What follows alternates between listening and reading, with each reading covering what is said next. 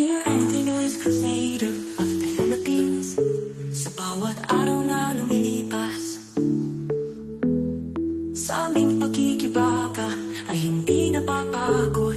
Kami ni miyembro ng AMO, bayaning handang ipaglaban ng karapatan, naming mamuhay ng payapa. Sa bawat hakbang na aming ginagawa, ang layunin ay magkaroon ng kapayapaan.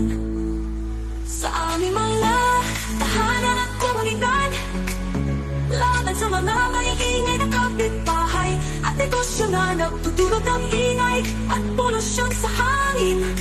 Sa bawat pagharap sa hamon ng buhay, sa pagtanggap ng mga kababatikos at pananakot, kami patuloy na lumalaban.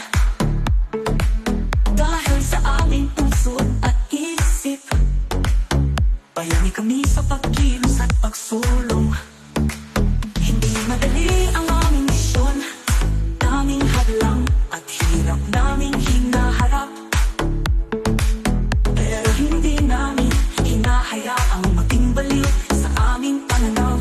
Hindi tumubo ang magkaroon ng payapaan.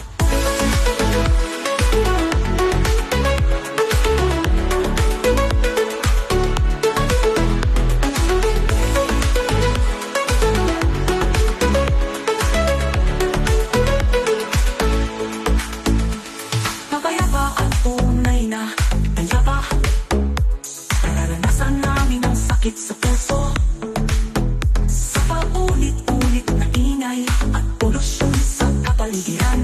Pero patuloy pa rin kami sa pagtindig, dahil kami bayani sa pagpapakalma at pagpayapa ang aming komunidad.